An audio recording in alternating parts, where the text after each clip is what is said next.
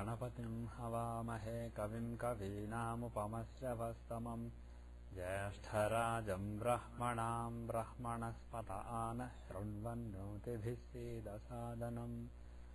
ॐ श्रीमहागणाधिपतये नमः। ॐ वृषभं चर्षणीनां विश्वरूपमदाभ्यं बृहस्पतिं वरेण्यम्। ॐ तद्विष्णोः परमं पदं सदा पश्यन्ति शौरयः दिवि वचक्षुराततम्। ॐ श्लीं ह्रीं ज्योतिर्ब्राह्माय नमः। Can everyone say Hare Ramakrishna 3 times? Om Hare Ramakrishna, Hare Ramakrishna, Hare Ramakrishna.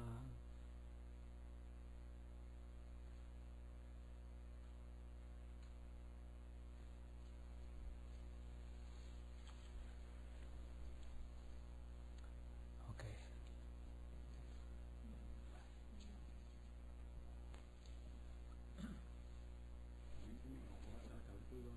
Huh?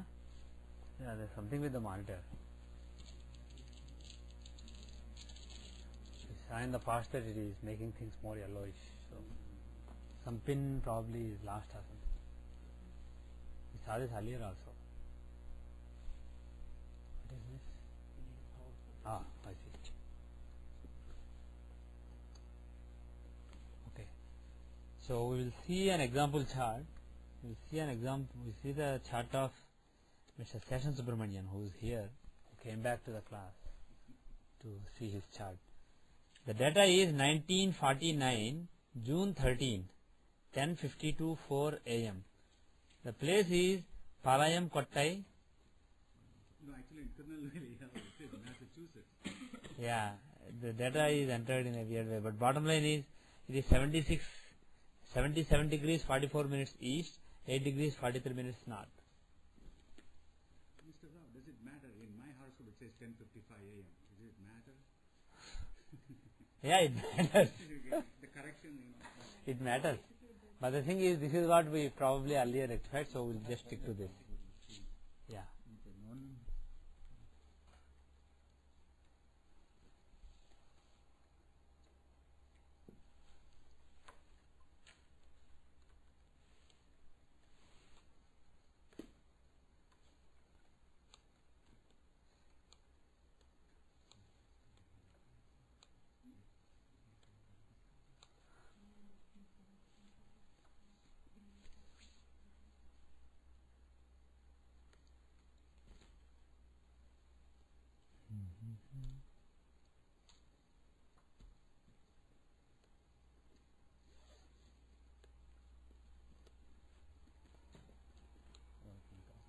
Hmm?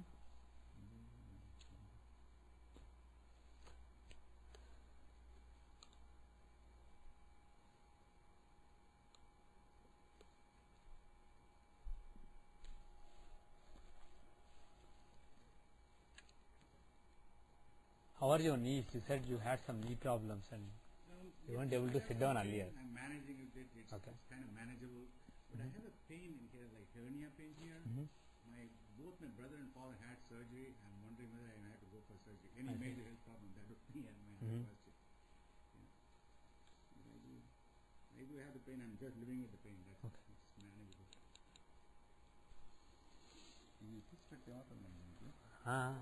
What happened? Is this making this much sound? I don't know, Andy. Actually, ఇది ఆన్ చేస్తుందా? ఇట్ ఈస్ టర్న్ ఆఫ్ అయ్యింది. ఒకసారి నొక్కితే green వస్తుంది. Oh no, ఇది ఇందులోనే ఉంది, ఇది ఇందులో ఉంది. Okay,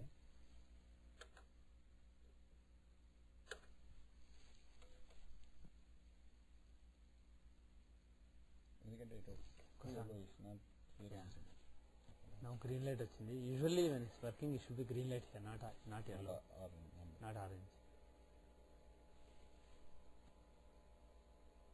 Oh, this is in S video mode. Let's change to RGB. Okay. We have it back. that. Yeah, that color give up, Seshu. There is some problem with the color. We had it for a while now. See, the thing is, because you are not coming to every class, you don't know. We'll organize a better one. We'll get one. Just like Mr. Seshan Subramanian is living with that pain for a while, we are living with this color for many weeks. Why don't we do one thing? Yeah, No, I'm not interrupting in the class, but yeah. from the money we have in this group, why don't we? This is usable. See, yellow is Jupiter's color. There is a it's a waste of money. The thing is, it's usable. Replace the bulb, then we will buy it. If the bulb is still working, so bulb is Exactly. I mean, this has been in use for a long time. Please clean filter. Will that fix it? No. I think there's some. We had that message for many years, even when everything was perfect. We probably need to clean the filter anyway, but that is not the reason for this light. It is probably the bulb being Fading away. After a while, probably we can't see, then we'll have to buy a bulb or something. But for now, you can see it, right? Yes. Instead of tube light, it looks like the yellowish light. That's the only difference. Jupiter light shining on us. Yeah, Jupiter's light shining on us. Okay. Okay, now we'll. My health. I have been having swelling here for about a month. One second, let's take one thing at a time. Yeah. I know that you have a lot of things, but we'll go one thing at a time. So the first thing you asked was your career, right? Yes. So you've been out of job for Since February 23, I had a contract for 4 more weeks in May, Okay. April, May. so you had instability for a while and finally out of job since February. February, yes. Okay. So this person has been February 23rd. out of job since February 23. Let me just enter there. Out of job since Feb 23, 2009. He's entered on what is the date today? October 26. Okay. So out of job for several months and looking for a job, but wondering whether he should look for a job or do some business, or is there any hope at all? So that is the primary question. So let us see.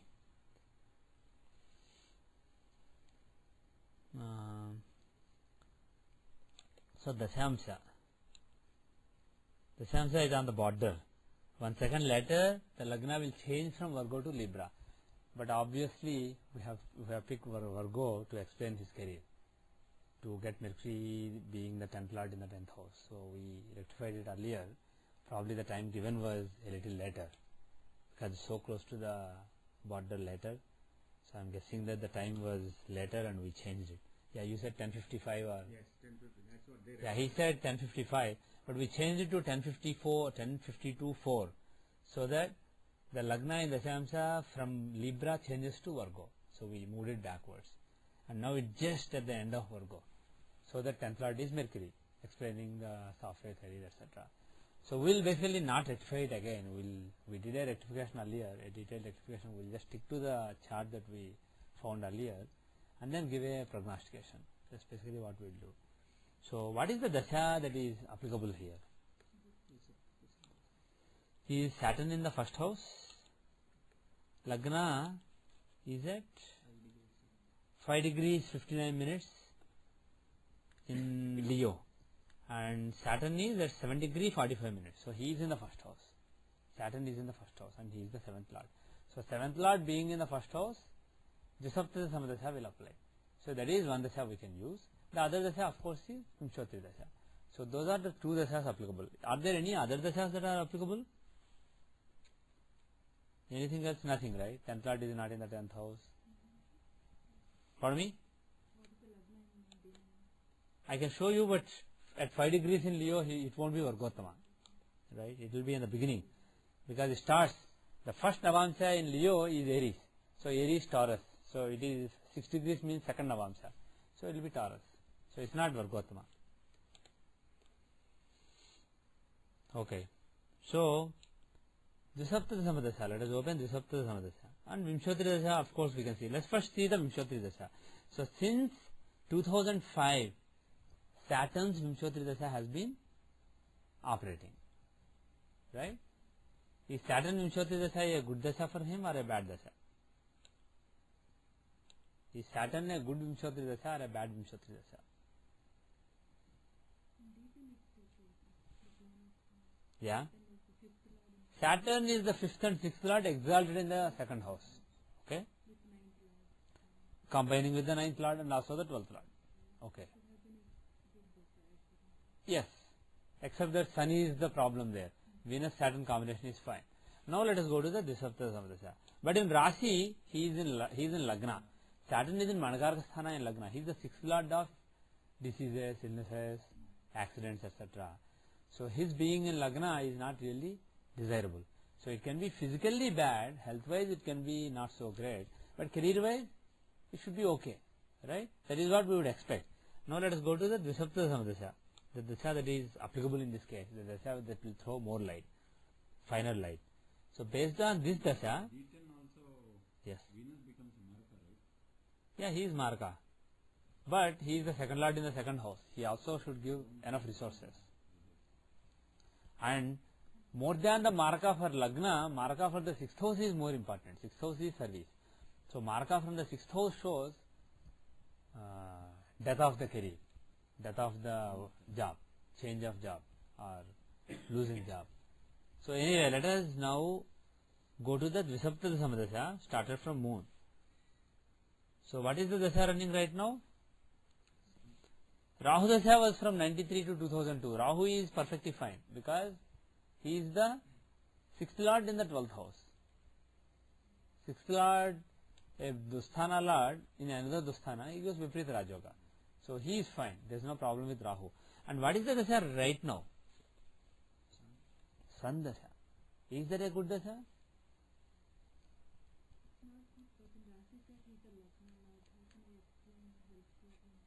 We'll come to that. But career wise, is it good or bad?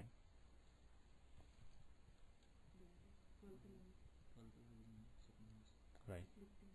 So 12th lord, good thing is he is debilitated. He is not extremely strong. Right? That is the good point. But like I said earlier, Venus Saturn yoga there is very good. 5th and 9th lord together. One in Mula Trikona, one in exaltation sign. But he is spoiling the party. He is the 12th lord. 12th lord is spoiling the party there. Had he not been there, it is good. Pardon me? Depleting the resources. He is depleting the resources, exactly. He is the lord of the house of losses. So he is placed in the house of resources. So he depletes the resources and also he is an enemy of both Venus and Saturn. So it's not like good Kona lords are together giving a nice Rajoga and a bad guy comes and spoils. Not only is he bad for in the chart, he is an enemy of those two. Generically, apart from the ownerships here. Ownership wise also 12th lord is not really favorable. 5th and 9th are one agenda, 12th lord is another agenda. His agenda is different and his style is different. He is an enemy of Venus and Saturn. So Sun is a big problem there. So Sun Dasha is not really conducive. Moon Dasha is fine, but there is still a couple more years, 1.5 more years for Moon Dasha. So Moon is affected only this year, right? His Sun Dasha is 202 to 11. Yeah. So his job. Another year and a half. Oh, I see. You are saying why? How come the bad result started just now? Well, only now. The thing is, because Sun is the 12th lord, lord of making compromises, losses, etc.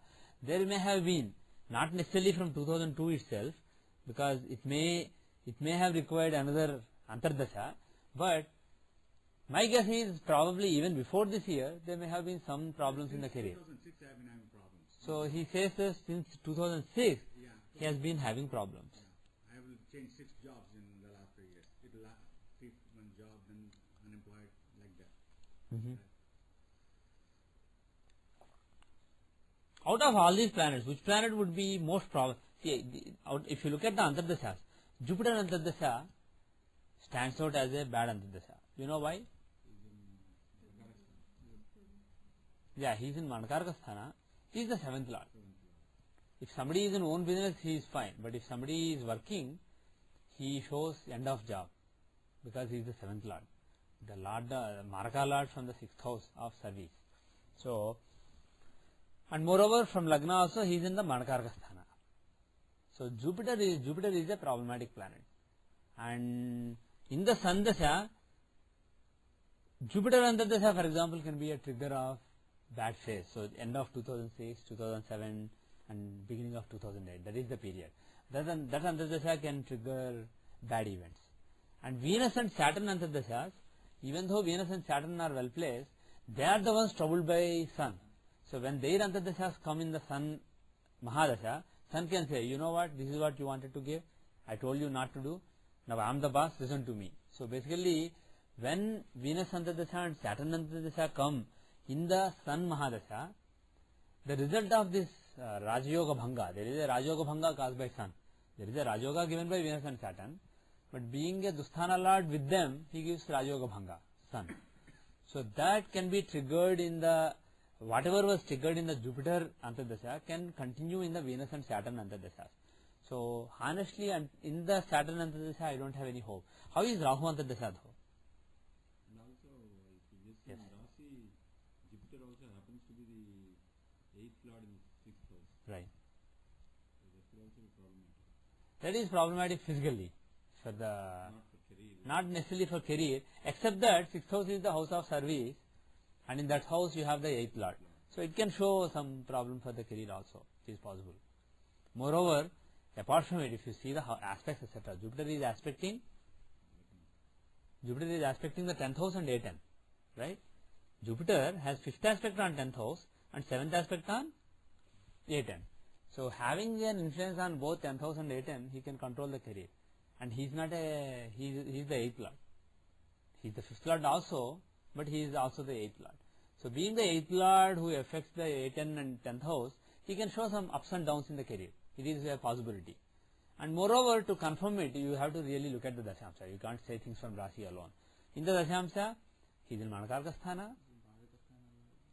He is the Bhadakesha. He is in Manakarka Sthana. He is basically the second lord from the 6th house. So, he can give problems. So, anyway, now let us see Saturn, very unlikely. Sun Saturn is not a favorable Dasha, favorable Antardasha. But how is Sun Rahu? Is that a favorable Antardasha? Can we expect some relief in that Antardasha? Rahu by himself gives Viparit Rajoga, like I said earlier. Previous Rahu Dasha was actually good. Rahu is 6th lord in the 12th house. But when it comes to the Mahadasha of Sun, of course he is in the 11th from Sun and all that, but basically he accentuates the 12th house results. He is also in the 12th house. Sun is the 12th lord, he is in the 12th house.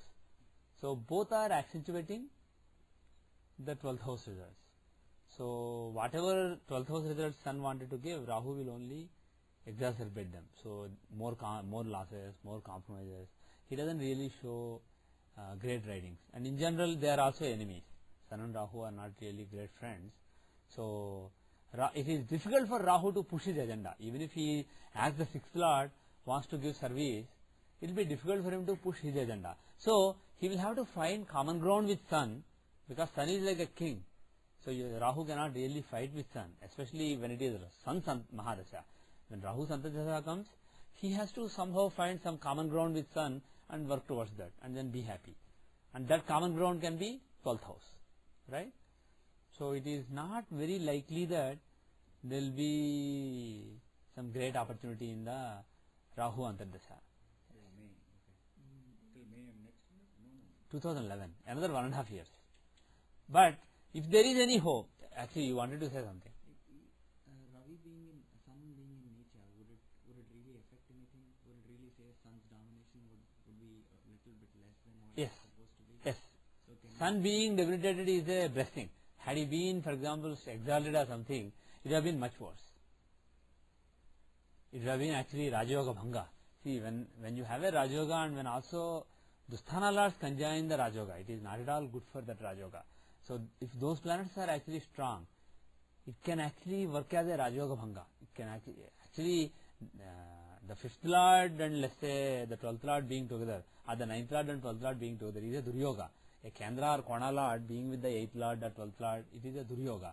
So there is a Duryoga being given by Sun. The blessing is he is weak, so it's not as strong. The results that he experiences are not really that bad. He may say it's bad, but it could have been much worse if Sun was strong. This is much better. I'm surviving anyway. Yeah. That's right. Mhm. So I don't honestly see much hope, but the only good thing is in the Rahu Antardasha, because Rahu is giving the Viparita Raj Yoga, and from Sun, he is the 5th Lord in the 11th house, right? He is the 5th Lord in the 11th house. It's not that bad. There can be some relief. One second, let's see the longitudes in the Dashamsha. So if you see the longitude, Sun is at 17 degrees in Libra, Rahu is at 26 degrees in Leo. So he is actually in the 11th house. It's not like he is moving to the previous house. That's what I wanted to check. So from Sun, Rahu is the 5th Lord in the 11th house. 5th Lord in the 11th, is it a good combination or bad? It is a good combination. So there is a good placement of Rahu. Rahu is willing to give good results in the Sun Mahadasha. The only thing is how much Sun will cooperate with his agenda, because it's not consistent with Sun's own agenda. Sun is not like, oh, I want to give him good recognition. Sun is not like, okay, let's do it. Sounds great. Sun's agenda is not that. Sun's agenda is to give a fall, give some disappointments, give some compromises, give some losses.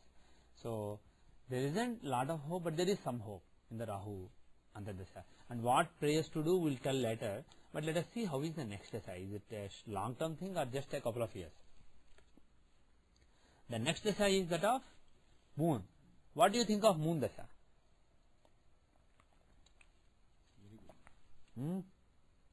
Why is it very good? Moon, even though you may think he is in Lagna, he is actually in the 12th house. He is at 12 degrees in Virgo, Lagna is at 29 degrees in Virgo. So Moon is actually in the 12th house from Lagna, in the Dashamsha chart. And he is the 11th Lord. So basically he will give the results of 11th Lord placed in the 12th house. In such a case, Rahu would be in the 10th house, right, sir? Pardon me? Rahu From Lagna, right? from Lagna. From Lagna he would be, but not from Sun. Earlier we were seeing from the Lord Sun. So Moon is the, what is your take? 11th Lord in the 12th house, is it good or bad? What kind of results will it give? 11th Lord is basically a bad thing. He is a functional male phase, He being right? in 12th house Is good, okay.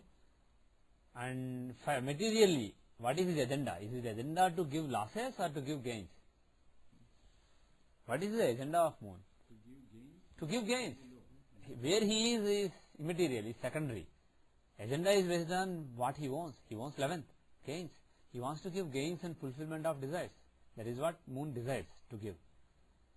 And now he is placed in the 12th house. So he has to use whatever is at his disposal in the 12th house to give gains. But he will use 12 to give gains. So it shows investment, for example. 12th house is spending money, losing. It's not just necessarily losing, giving away. So it shows some kind of investment. But he is the 11th Lord, so he will give gains only. So these gains can be like taking part in a venture, investment, etc. So there can be some investments, etc. in the Moon Mahadasha. But the thing is, it's not rosy, it's not very smooth. If it's 11th Lord in the 10th house or 11th Lord in the 2nd house, it would have been more rosy. In this case, it's not rosy. It will, because the planet is in a Dusthana, there will be some effort, but the thing is, it is more conducive to good results than right now. The Dasha right now is not that good. And right now, is it a good time to actually start do some business or something? Because that's the other thing he was asking. Should I do some business? What do you think? Right now, until 2011 May, the current Sun Mahadasha, is it conducive to doing business or not? Not really. You won't advise. I won't advise in this Dasha to do any business. It's not really a good idea. Because even though the planet is in the 2nd house, he's not showing. He doesn't have anything to do with the 3rd house, 7th house, all those things. Whereas Moon, he is the 11th Lord. He is the Lord of A7. A7 is Tarapada, business. 11th house. And he is in A3. So he has connection with the 3 Kamatrikonas. He is in the A3, he is the Lord of A7, he is the Lord of 11th house. So he has a connection. When we say he's in A3, if he's falling in 12th house, He is falling in the same sign as A3. Let me put it that way. I haven't really found the A3 longitude, etc. But he, even if there is no link with A3, even if A3 calculation is wrong, he is basically Lord of A7 and he is basically 11th Lord. So there is some chance of success in business in Moon Dasha rather than Sun Dasha. Sun has nothing to do with those factors. So moreover, 12th is not really, 12th can show investment but not really business, not necessarily business. Whereas Moon has a connection with 7th, A3, A7, A3, 11th and also 12th house. So he can show business. He can show investing and doing a business. So my advice would be, don't do anything hasty now. Just hang on to whatever money you have, because if you start business, you may actually burn your hands. You may burn your hands rather than make money. I don't have too much money also. Right. On one note, Yeah. Sun being a 12th Lord, Yeah. would it be helpful if he tries for a job or any whatever activity in a remote place? Yeah. If we take this for a foreign place, Yeah. This is a foreign place. Yeah. this or taking this From here going to like Not from here. or something. In horoscope, 12th is foreign land. So compared to where he was born. So if there is a Rajoga involving 12th house, for example, you will say he will flourish abroad. So there is a Rajoga here and 12th Lord is involved, so you may say he flourishes abroad, generically. But you won't really advise him to go back somewhere now and try. Now, the other thing is, Moon Dasha, Mundasa? Moon Dasha with respect to the D1 is Yeah. 12th Lord, sir. Yes. Yes. Should that be taken into consideration when we are weighing down whether he needs to invest or not also? Because physically he might be having issues because he is the 12th Lord in the 5th house. Yeah, is 12th Lord in 5th house bad? Is he bad? Is it a terrible combination? It's not a great thing, but it's fine. It's not really that bad. 12th house is not an evil house. It's a neutral house.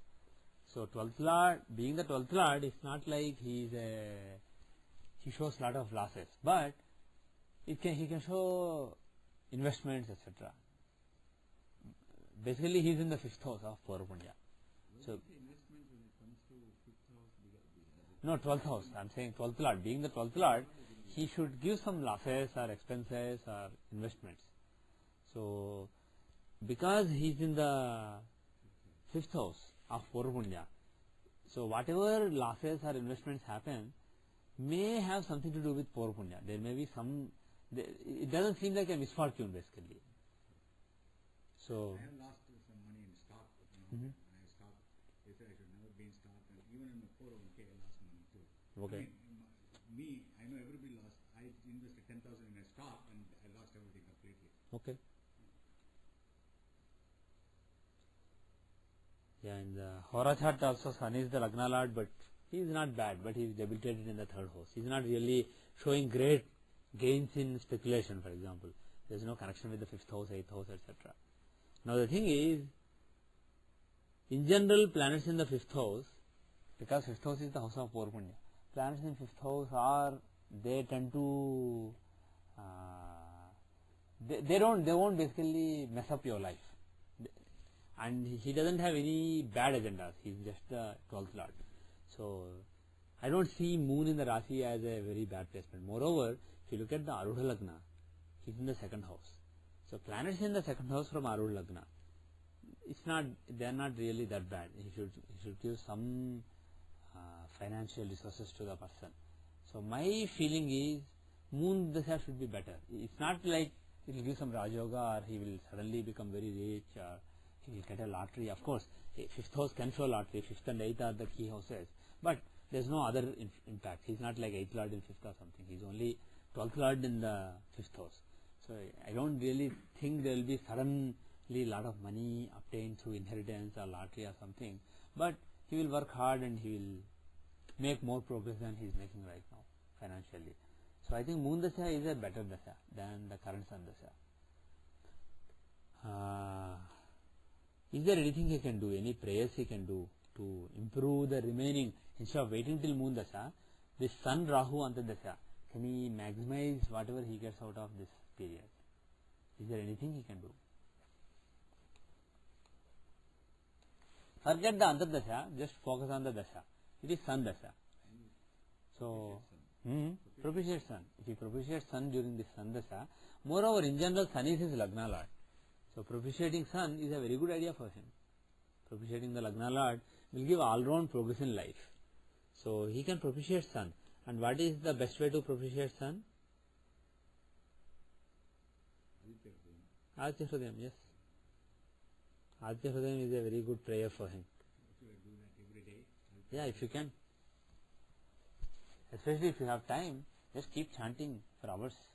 Every day, suppose any prayer actually, any powerful prayer like Aditya Hridayam or any powerful prayer, if you do like 3-4 hours every day, definitely there will be a big impact on your life. Okay. How many times should you say that? I don't want to say times because then instead of spending 3 hours, you will end up doing it in 1.5 hours and you will say, nothing will happen. So instead of putting number of times as a constraint, I would like to say time. So if you say like, you will probably not have that much time, but if you do, if you sit down for 3 hours, you don't have to sit down on floor. Suppose you sit down in a chair and you keep chanting it for 3 hours. If you do that for a couple of months, it will have a major impact. The thing is, hours basically, if you do it in hours, not minutes. If you do 10 minutes, 15 minutes, some impact. But it won't really burn the really blocking karmas that well. If you do for hours, the blocking karmas will really be burned. In the beginning, the progress will be slow. With any sadhana, in the beginning, nothing will happen. You will do for many times, nothing is happening, you don't know what's going on. But once you cross a particular threshold, karmas start to burn. The thing is, why somebody suffers? There are some blocking karmas. And those karmas have to be unblocked. How do you unblock them? By suffering the consequences of them or by somebody taking away. But if somebody takes away, he also needs to suffer. So, at the end basically somebody needs to either suffer or through sadhana, somebody needs to just burn it away. So, one of those two has to happen. So, the best way to burn a karma is just do a mantra for hours. So, Aditya Hridayam, if you can chant for a few hours every day, like 3 hours or 4 hours or like that for every day, it will have a very potent effect on your health as well as your career. He's in the 10th house every day. The thing is actually, if somebody really starts doing a mantra like 3 hours, 4 hours every day, what will happen is, see, suppose there is a favorite song that you are listening to. When you are doing nothing, suddenly you start humming the song, right? Like that, if you keep chanting Aditya Hridayam all the time, when you are doing nothing, when you are in the bathroom or when you are doing something, suddenly you will start, your mind will start saying Haridasya Sahasrati Saptasapti Marijiman, like that. It will just automatically come to your mind. Any mantra, not just, By reflex action. reflex action basically. Once a mantra becomes part of your reflex action, then you are actually making some progress. What that means is, instead of mind going here and there and thinking of weird thoughts, it will still do, but at least some part of the mind is filled with this mantra. So if that happens, like Gayatri Japa, I do Gayatri Japa every day. good, that is also good for you. Pray to Hanuman every day. Good, that is also good. Hanuman is Yokarka, Mati is Yokarka, that is also good. Gayatri mantra is basically, if you have sun, that is also good. But the thing is, because we are talking about Saturn in Lagna, health problems, etc., and Sun basically Lagna Lord in an inimical sign, we are talking about health problems, and I am very sure your Gayatri pronunciation will not be correct, and I don't even want to correct it. So the best will be Aditya Hridayam compared to the Veda mantra, which you are unlikely to do correctly and benefit. To a Pauranic mantra like Aditya Hridayam or Om Gunit Surya Aditya Om, that mantra, the best will be Aditya Hridayam. The thing is, if you are doing a small mantra like Om Gunit Surya Aditya Om, that actual mantra is Om Gunit Surya Aditya, 8-letter Ashtakshi mantra given by Manu. If you do that, the thing is, you are doing something very small. So if you have to do it for 3 hours, you have to do such a big count, and after a while you get bored. The thing is, mind. Somebody who has a very stable mind can actually do a small mantra and keep doing for hours. But somebody with an unstable mantra, and I am guessing that you have a little unstable mantra based on the chart. So somebody like you will not be able to focus your mind on something so small. Whereas if it is big, you have like, okay, there are 40 slokas or 30 slokas, I have this much, there is this much more. Your mind is still doing unnecessary thoughts, but these are better than other thoughts. So for some people, simple mantra repeating continuously is better. For some people, a long thing like Chandi Path, you have 700 slokas, or Vishwasnam, 108 slokas, or Altihadayam, some 30-40 slokas. That kind of things will work better for some people, and my feeling that will work better for you. So try any time, but best is the morning. Yeah. Preferably daytime. If not morning, do afternoon, evening is also fine. But preferably in the daytime. Nighttime is not, you can do in the nighttime, but effect will be less. Yeah. The sun is rising. Yeah. I have a couple of questions. Can I ask questions? Yes. Or, Yes, ask. Now, I have health problems. This is swelling here for about 2 months now.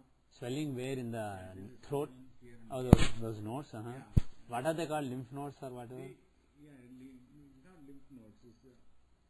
I went to the ENT. He says we won't operate on it because it's not very big yet. Yeah. So, but he seems to think it should be okay. They want a CAT scan and all that. But the parotid gland, it's the saliva. Yeah. Congested.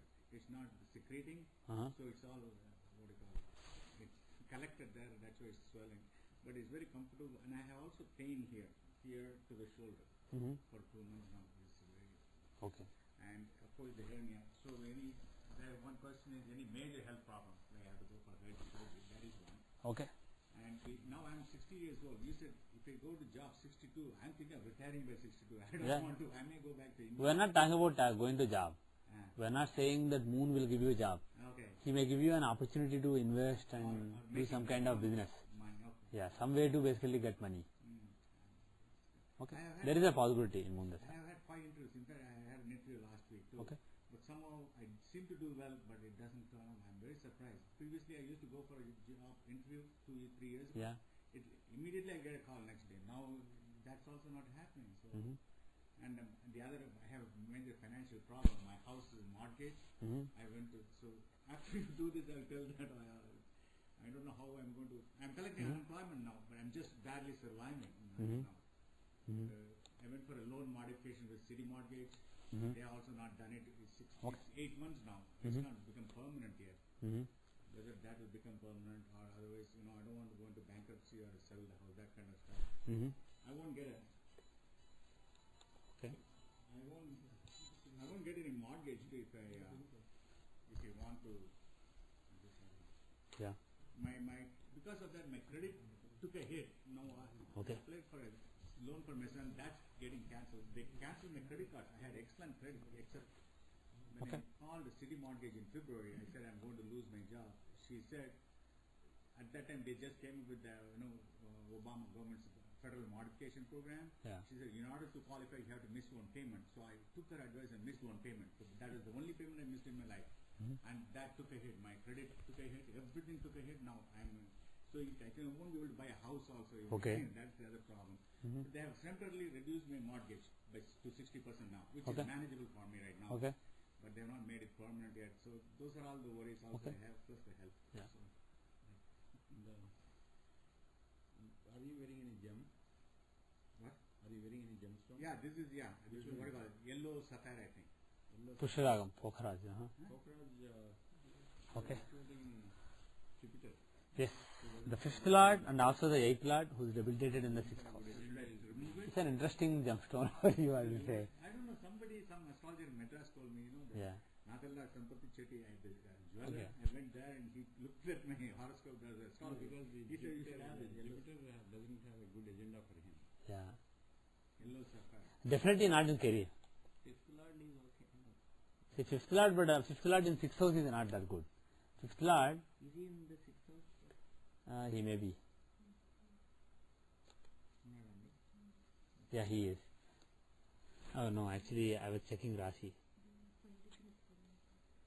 Is he before the degrees? 5 degrees. Yeah, he is actually above. So he is 5th Lord in the 6th house, in debility, but with Nichapanga because he is retrograde. But basically he is not that well placed. Moreover, he is also the 8th Lord. He is not only the 5th Lord, he is also the 8th Lord. Viparita Raja Yoga, 8th Lord in 6th. Yes, it is. But it's not doing anything. It is also 5th Lord in 6th. So there is a mix. It's a mixed kind of yoga. And moreover, in the Dashamsa, forget Rasi, in the Dashamsa, he is a terrible planet. The agenda is not good. His agenda is not at all good in career. He is not at all a good planet for your career. So I'm not really sure in the Navamsha of basically Punya, Dharma, etc. He is 8th and 11th Lord in the 11th with Guru Chandala Yoga. He is not really a great planet in several charts. In the Chamsa he is not. And let's see the Hora, the finances. He is again the same, 5th and 8th Lord in the 6th house. He is not. He is a very average planet. He is worth praying to, but not really worth wearing on your body. Okay. So I'm not really sure if it's a good stone for you. Negative influence, I can remove it. In my judgment, it is a mixed influence, and especially in career, it's a negative influence. Overall in life, it's a mixed influence, some negative, some positive, but in career, it's a negative influence. Actually, for career, what do you guys think would be the best thing for him to wear? He may or may not be able to take it now, but what would be your guess? Yes, Saturn and Venus are the Rajoga giving planets, right? But Saturn, if you take the dicey thing, he's in Lagna in Rasi. He's a 6th Lord in Lagna and Rasi, and his Vimshodri Dasha is going on right now. So he can give some health problems, some diseases, etc. Some Vata diseases he can give. So because his Dasha is running right now based on Vimshodri. So Saturn, if you wear, it is good for career, but it will mess up health and other things. It will cause too much Vata in the body, too much dryness. And Venus, he is fine. He is the 10th Lord in Rasi. He is in the 11th house. 10th Lord in the 11th house. Showing gains, career, etc. And he's not really bad for physical health also. He's not particularly good, but he's not at all bad. And he is 2nd Lord in the 2nd house in Rasi chart, in the Samsa chart. So my guess is diamond is a very good gemstone for him to wear. If he has to wear a gemstone, diamond is a good gemstone. Even red ruby is fine. Actually not fine. For career it's not good. I take it back. It's only for health. So not even red ruby. I will say, red coral again. In the Rasi it is good, but in the Dashamsa he is 8th Lord. So it is also not good. And Navamsa, if you see, Venus is Lagna Lord, right? Yeah. So Venus is Lagna Lord in the 10th house. It is perfectly fine. And if you see the Hora chart, he is in the 2nd house. He is the 3rd and 10th Lord in the 2nd house in debility. Not at all bad. So overall, financially, overall in terms of luck in life, fortune, as shown in Navamsa, career, all these factors taken into account. Diamond is better to wear than what he is wearing right now. Actually, that's a good catch. So should I buy a diamond? I mean, I don't have money now. Should I buy it? You don't have to buy a diamond. If you have a diamond, it's a good gem to wear. I won't say go somehow, take a loan on your house, buy a diamond and it will solve all your problems. I won't say that. It will help a little bit. And this one is actually not helping. This is actually unhelping. Suggesting something like to wear white clothes, if possible. You can, but such things are unlikely to make huge difference. Really, they are just very minor, very minor influence. So that doesn't help. But gemstone can help a little bit, but it's not necessary. What I suggest is do Aditya Hrudayam like a mad person. I can also suggest a few other things. But the thing is, my suggestion is instead of doing different things, just stick to one thing. Do one thing first. Just do one thing. But one thing I'll say, because of Venus connection, do a little bit of Lakshmi Ashtotram. Mahalakshmi Ashtotram, Sarkhatim Vikritim Vidyam, that one. There will be 14 shlokas. Read that a few times, like half hour, 25 minutes, like that. So read that for half hour, and another 2.5 hours just read Aditya Hrudayam. Give priority to Aditya Hrudayam, because it will set so many things right. Once you cross some threshold with your effort, I will not be surprised if things start moving your way, irrespective of the dashas and dashas. It may undo the bad effects of the... It may undo the bad effects of your previous karmas. Whatever is happening is a result of your previous karmas, what you did in the past, which is resulting in this dasha right now, this antardasha right now. So it should help. Now the thing is, how are the transits? Just based on Rasi. Yes, go ahead. Point is, we can fast on at least once a week. I am fasting on Thursday nights. Thursday nights? That was for Guru or something. Yeah, again I am doing it. But Okay, what is... 30 years ago somebody said that's why.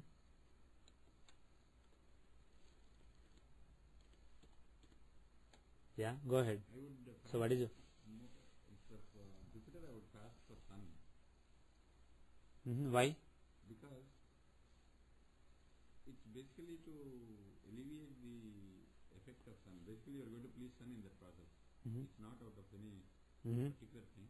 Or we can take D10 or I mean not D10. We can take the 10th house and then do that. Yeah. But Sun is a better thing than maybe Jupiter. You may be right. I don't really have any recommendation. I won't really say fast on a particular day. I won't really say that. More than fasting, I will say just keep chanting Alchafrim. Keep chanting Alchafrim.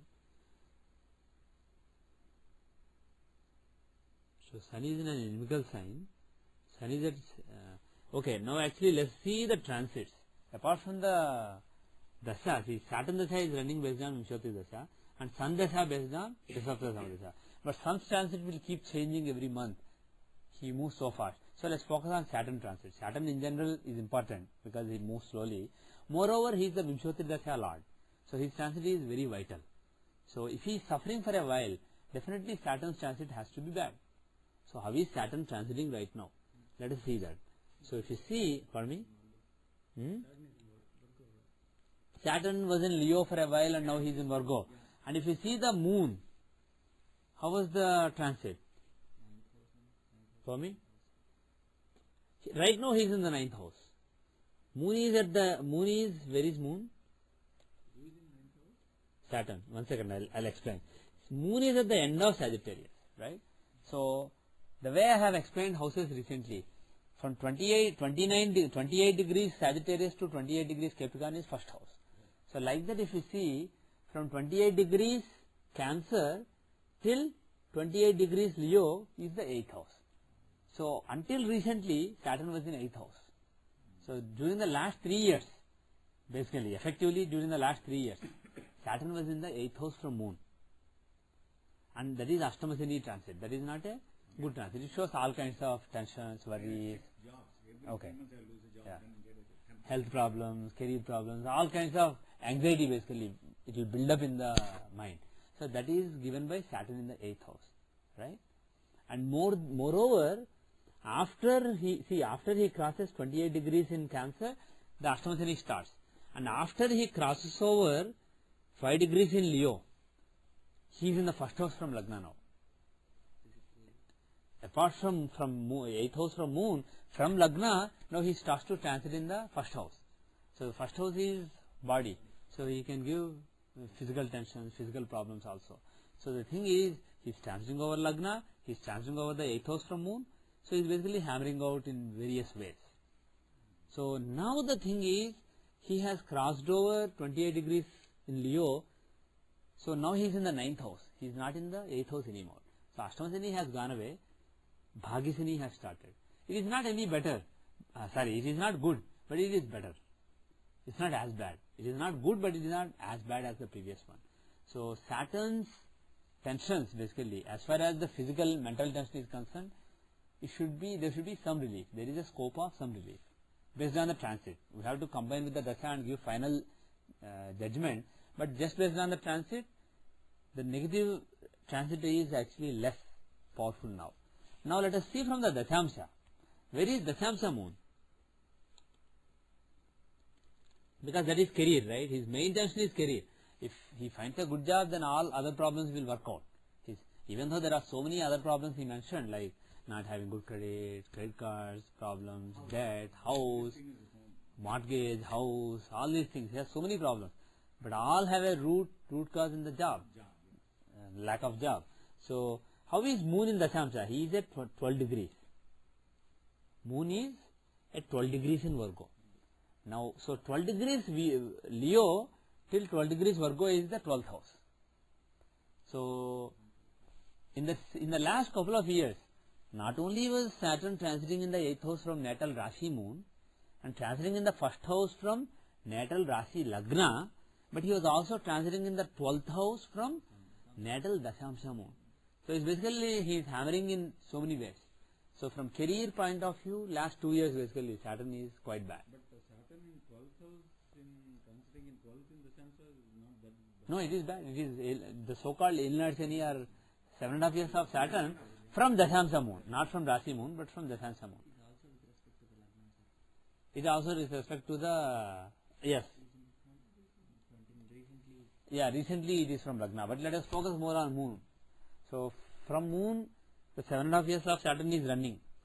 Do we see when we see the Elnasani, do we see the thing only in Rasi? Because No, not only in the Rasi. You will see people, you can see the transits of various planets like Saturn, Jupiter from the Navamsa moon, from the Dashamsa moon, all these. Not necessarily just from the Rasi moon. Because this is a divisional chart, does this transitional period be different in this case? No. Take the transit in the Rasi chart, but see the reference in the Dashamsa chart. See Dashamsa moon as reference and see how the transit is. And if you see like this, so many things, other things will make sense. Somebody may be running 7.5 years of Saturn based on Rasi moon, but he may be doing fine in career. But he may be suffering in marriage. So you see, the thing is, you don't suffer in all areas of life at the same time. Sometimes your marriage is good, but your job is bad. Sometimes your marriage is terrible, is falling apart, but your career is fine. So all these things make sense if you look at the Navamsa moon, Dashamsa moon, etc. as references. So, Rasi Tulya Dashamsa. Right. So Dashamsa, see Navamsa if you take, Navamsa moon also actually is in Virgo. Let me not look at there may be a problem from Navamsa also, but let us ignore it. But the main problem is Dashamsa and Rasi are throwing up a bad transit of Saturn at the same time, around the same time. Basically one way last 3.5 years, another way last 2.5 years, like that. So both ways, especially in the last 2 years, both of them are showing bad. One is Ashtama Shani, one is Elnar Shani. So that is accentuating the problem. Moreover, Saturn Dasha is running right now, based on Vimshatri. So that problem is also there. So transit wise there is a problem. So the thing is, again, the solution can be to get some relief from the Saturn problem. See, the thing is, just Saturn Dasha, Saturn's Gochara is not the problem. It is aided by the current Sun Dasha. It is aided by the overall weakness of Sun in the Dashamsa and in the Rashi. So my suggestion is, you can do other things for this Saturn transit. For example, you can pray to Hanuman. You said that you already pray to Hanuman. So consolidating everything I said so far, some prayer of Hanuman like Hanuman Chalisa is good. Some prayer of Lakshmi like Lakshmi Ashtottaram is good. And in addition, Aditya Hridayam is very, very good for you. So I will suggest do all these three, but focus on Aditya Hridayam.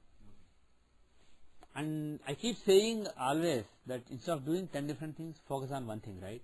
But for some people who are not really looking for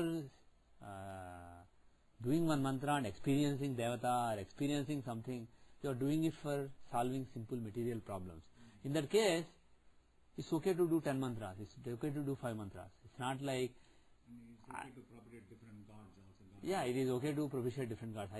I used to say that instead of digging in 5 different places for water, dig in one place. The thing is, this person is not digging to find water. He is digging to make a pile of sand, let us say, somebody. In that case, if you actually dig in different places, you may get sand of different kinds and you may get the right combination that you need. So from that point of view, I go back on what I said earlier. It is sometimes useful to propitiate different deities. Especially when a material problem is bogging you down so badly that you are unable to focus your mind on anything. Yeah, the worries. Right. Such a person, if you say, hey man, this is all Maya, job or no job, who cares? It's all Maya, all Brahman. Be absorbed in Satchidananda. See, it is possible. Some people actually are born to go through such suffering and then come out of it and then just realize God and don't give a damn to anything. You guys have no clue how he's saying, oh, I have no job, I have no this. You have no clue what kind of tension Vivekananda experienced for several weeks during a particular phase of his life. He was without job. He wanted to find a job. Nobody would give him a job. His father basically expired. He left a huge amount of loans because he would give away money to everybody and he didn't have any money. A huge amount of loans. His house would be, there was a chance of losing his house. His sister, one of his sisters went mad. She even committed suicide. Actually, a couple of his sisters committed suicide. So one sister was basically mad. There were so many problems. And at that time, Ramakrishna basically told him, this is all Maya, just leave it and come to me. We will propagate Dharma in the world. But even Vivekananda couldn't. At that time, his mind was so absorbed in all this that he couldn't focus his mind on God. Even Vivekananda, who Ramakrishna said is one of the Saptarshis. He said he's one of the 7 rishis who came to earth to do a specific mission. Even he was in the grasp of Maya and he couldn't focus his mind on God. But the thing is, because he, the way he came out of the problems is not by doing 10 mantras and propitiating gods and getting a job. It's not by doing that, but just saying, what the hell, I'll just renounce this. He basically said, it doesn't matter. And he actually went into a very special kind of samadhi during that experience, and at the end of it, he went to Ramakrishna and said, I'm ready to do whatever you ask me to do. Tell me what I need to do. But the thing is, it's not appropriate for everybody. So you have to recognize who's a material person, who's a spiritual person, who's a material person who will do some spiritual thing, but not really meant for spiritual achievement in that life. So based on that, you have to give the advice. So my advice would be, do a little bit of Hanuman, do a little bit of Lakshmi. I just pray to Hanuman, but I don't do the Hanuman Chal. I've not done Hanuman Chalis at all. So you have to start. Try Hanuman Chalisa. Hanuman every day. I So what do you pray to Hanuman? What prayer do you do to Hanuman? I am not supposed to say that. I know Okay, you have some mantra given by somebody. I say, exactly. It is your choice. You can do that mantra. I'm doing 108 times every day. Okay, you can do, Count doesn't really matter. Okay. Because 108 probably will get over in 10-15 minutes. Yeah. Plus, that's true. Plus, Yeah. I do it whenever I remember other times also. See, if that mantra is working out fine for you, do that mantra. That's perfectly fine. I don't know what that mantra is, but it's perfectly fine. But the thing is, Hanuman Chalisa is definitely a good mantra. It is Tulsida. There is power in that mantra. The mantra you were given may also have, depending on who gave it to you, when they gave it to you, what state they were in, what state you were in. It may also work. So it's up to you. Do something for Hanuman. Do something for Hanuman and do something for Lakshmi, preferably Lakshmi Ashtotram. The thing is, I have done Lakshmi Ashtotram many times in my life so far. That is one of my stable mantras. So the thing is, because I'm not teaching you the mantra, but I gave you the advice to do that mantra. So when you get advice to do a particular mantra from somebody who has some achievement with that mantra, it will actually work better for you. So from that point of view, if I feel inspired to tell somebody to do Lakshmi Ashtotram, it will be good for them to do Lakshmi Ashtotram. So do Lakshmi Ashtotram, do Hanuman Chalisa, and then do Aditya Hridayam. And focus on Aditya Hridayam. Focus on sun. Just a small question. Yes. You right now said that there are certain people who are supposed to do certain things. Yeah. How would you realize it? How do you know it? How would Yeah. How would you know it? Yeah. Do more sadhana and that will and that he will tell you. No. Apart from sadhana, look at the horoscope, look at the Rasi, look at the Vimshamsha, look at whether there are any combination. What is the level of renunciation in the person? Look at the chart, right? Are there any indications of spirituality in this chart? Tell me. Reviewing D20 sir. D20 system. Rasi and D20, yes. And Navamsha. Right? If you look at Rashi, Saturn is in Lagna. Saturn is actually in the 12th house. Is that good for spirituality? Yes. good for sadhana. It is good for sadhana. Rahu and Ketu on the 8th house axis. Is it good or bad? Yeah. That's good. It is good for sadhana. Rahu and Ketu on the 8th house axis. Right? So there are good combinations for spiritual sadhana. Right? Do you agree with that? Okay. Now go to the Vimshamsha, go to the Navamsha. This is basically the sense of dharma of the person. So if you go to the Navamsha, how is Navamsha chart? And who are the planets for in general dharma? Sun and Jupiter. They are the karkas of dharma. Sun and Jupiter. Sun is acting on dharma and Jupiter is knowing dharma. So Sun and Jupiter are the key planets for dharma. And how are they placed in the Navamsha chart? How are they placed in the Navamsha chart? Jupiter is well placed. They are well placed. Both are well placed. Beaten up by But of Rahu course, and you have Ketu. 8. But there is nodal influence on Jupiter and Sun, both, on both. Right. Jupiter is in one house, but he is the 8th Lord. 8th Lord joining the 7th house. It's a Marka combination. Moreover, there is Gurchandala Yoga there. Right? But from when you see from spiritual or from this is not spirituality, this is dharma. Right? In the chart of dharma, Navamsha, 7th lord and 8th lord are together. Basically, it's a marga combination. Moreover, Rahu is joining them, giving Gurujandal Yoga. So that is not really, Jupiter is not really that strong in the Navamsha. Right? But will Guru Mangala Yoga will that? Guru Mangala Yoga is good, but again, like I said, 7th and 8th lords together is not good. So it's a mixed combination, and Rahu's presence there is spoiling it. So I wouldn't call Jupiter, even though he's in one sign, I wouldn't call Jupiter strong in this chart. Right? And the Sun, the other Karaka of Dharma, acting on Dharma, he is with Ketu. So again, he is eclipsed. So there are some negative indications.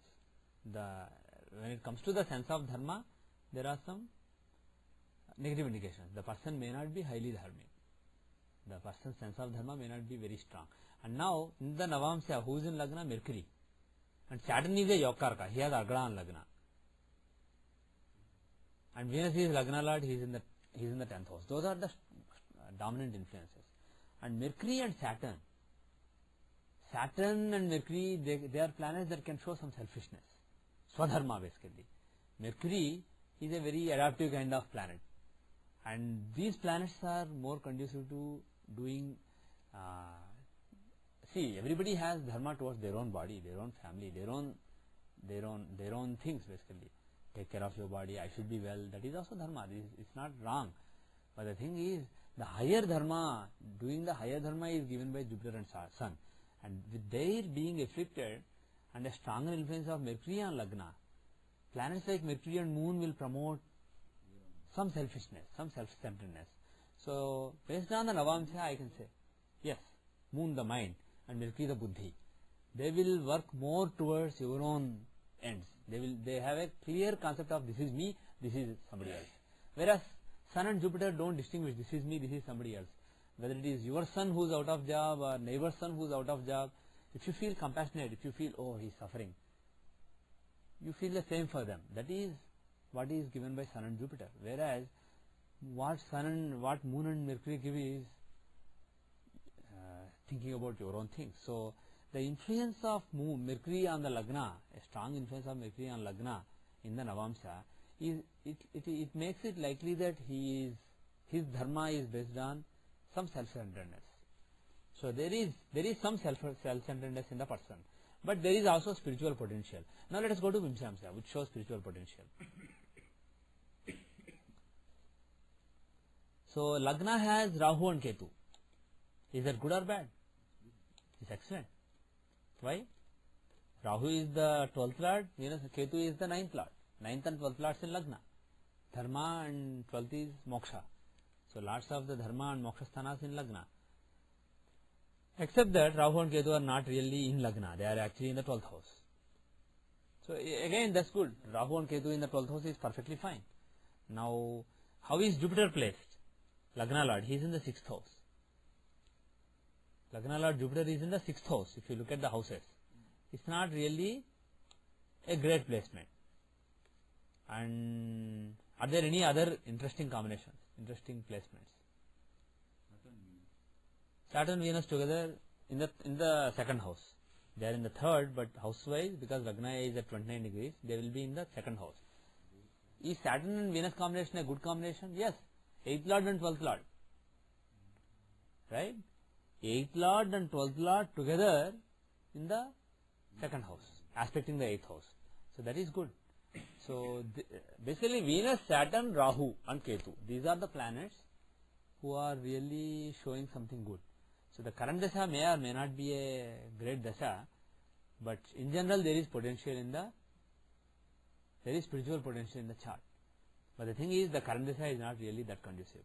And more importantly, the person, so these are all the indications that we see. Astrologically you see there is spiritual potential, but the best dasha is not running right now, maybe later.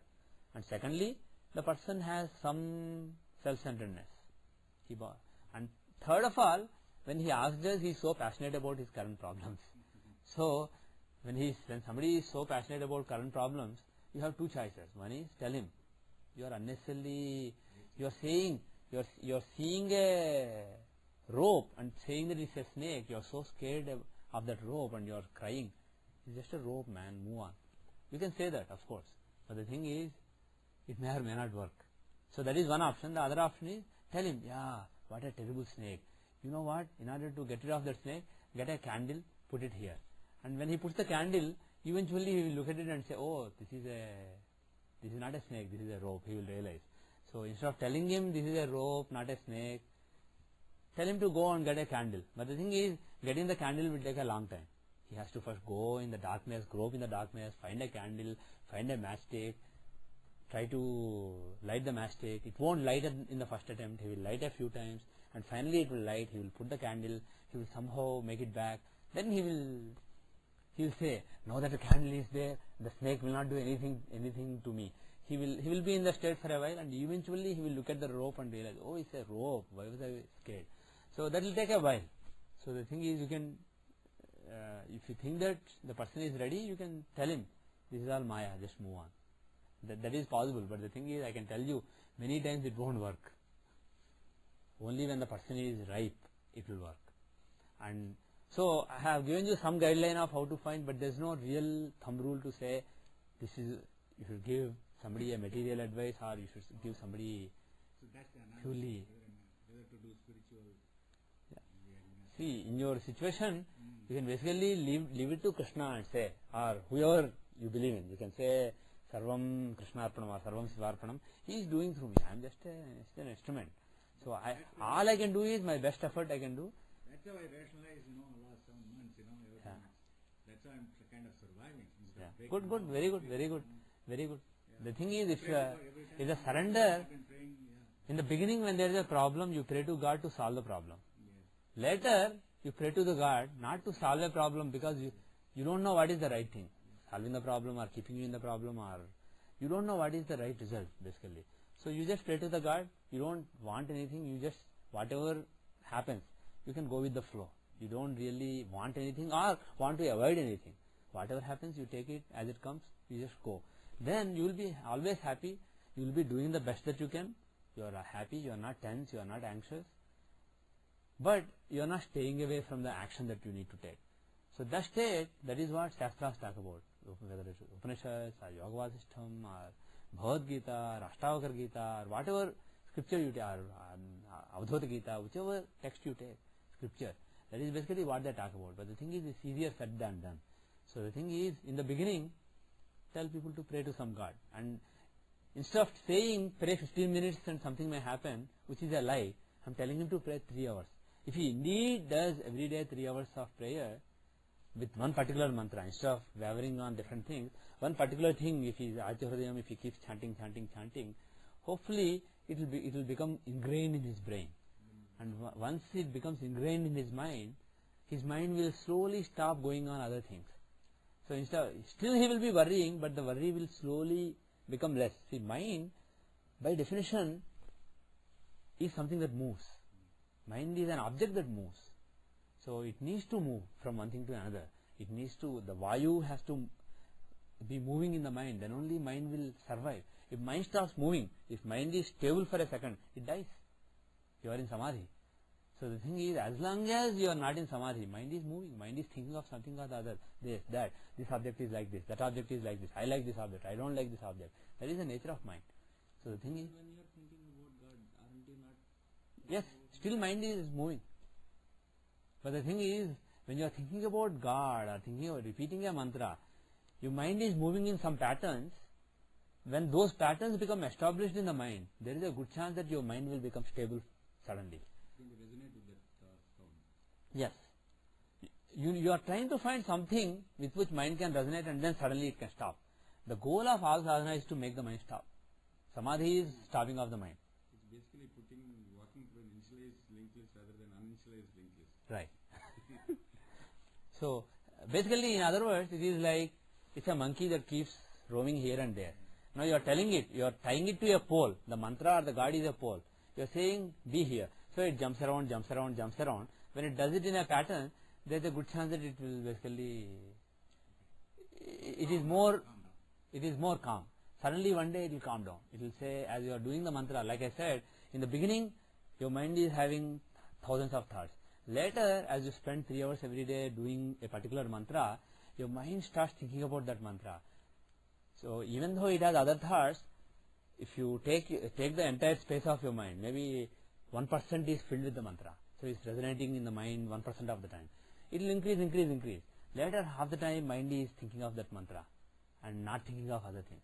Slowly, as the mind is becoming more familiar with this mantra and thinks of the mantra as a natural state of being, rather than something you are forcing on yourself and doing every day for 3 hours for some stupid reason. That is how you will feel in the beginning. Why am I doing? Maybe if I do this, I will get the result, so I will do. Like that you will do. But eventually, that may also happen. See, the thing is, the way planets work on you is they grab your mind. The planets will grab your mind. That is why they are called grahas. Graha means grahayati. It just grasps. Grasper. Graha means grasper. They grasp your mind. So the thing is, you may think something is happening in your career because somebody else thinks so and so of you or something. That's not why it happens. When a planet grasps your mind, it basically makes your mind think in a particular way. And it makes you think in a particular way. When it makes you think in a particular way, you are acting in a particular way. The way you think guides the way you act. And the way you act guides the way things happen to you.